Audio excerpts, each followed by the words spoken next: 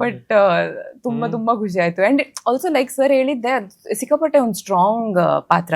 So ಅದಕ್ಕೆ ನಾವು workshops ಮಾಡಿದ್ವಿ.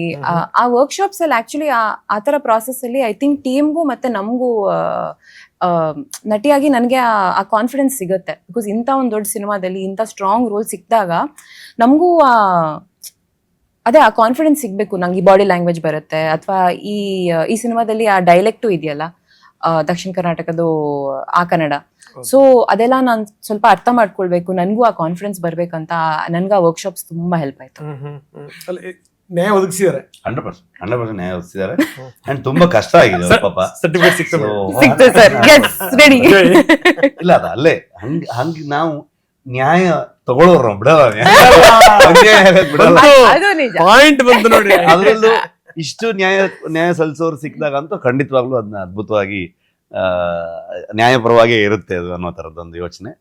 ಆಮೇಲೆ ತುಂಬಾ it is not so easy. ಅಂದ್ರೆ ಎಷ್ಟೇ ಅವರು ಈಗ ಒಬ್ರು ಮಿಲಿಟರಿ ಮ್ಯಾನ್ ಮಗಳಾಗಿದ್ದರೂ ಕೂಡ ಒಂದು ಸಿಟಿಲೇ ಇರೋವಂಥವ್ರಿಗೆ ಈ ನಮ್ಮ ತರ ಈ ಕಾಡು ಮನುಷ್ಯರ ಜೊತೆಗೆ ಸಿನಿಮಾ ಶೂಟಿಂಗ್ ಮಾಡೋದಿದೆಯಲ್ವಾ, ಬಹಳ ಕಷ್ಟ.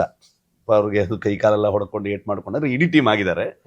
ಸೊ ನಾರ್ಮಲಿ ಹೀರೋಯಿನ್ಸ್ಗಳಿಗೆ ಅವ್ರಿಗೆಲ್ಲ ಸ್ವಲ್ಪ ಕಷ್ಟ ಆಗುತ್ತೆ. ಇದು ಸಿಕ್ಕಾಪಟ್ಟೆ ಕಷ್ಟ ಆಯ್ತು. ಅಂದ್ರೆ ಆ ಕಾಸ್ಟ್ಯೂಮು ಇವ್ರಿಗೆ ಕೆಲವು ಸಿಚುವೇಶನ್ ಅಲ್ಲಿ ಕೆಲವು ಸೀನ್ಗಳಲ್ಲಿ ಇವ್ರಿಗೆ ಕರ್ಕೊಂಡು ಹೋಗಿದ್ದೀವಿ. ಲೊಕೇಶನ್ ಕುಂದಾಪುರದಿಂದ 1 hour ಹೋಗ್ಬೇಕು ನಮ್ಮ ಊರು ಕೆರಾಡಿಗೆ.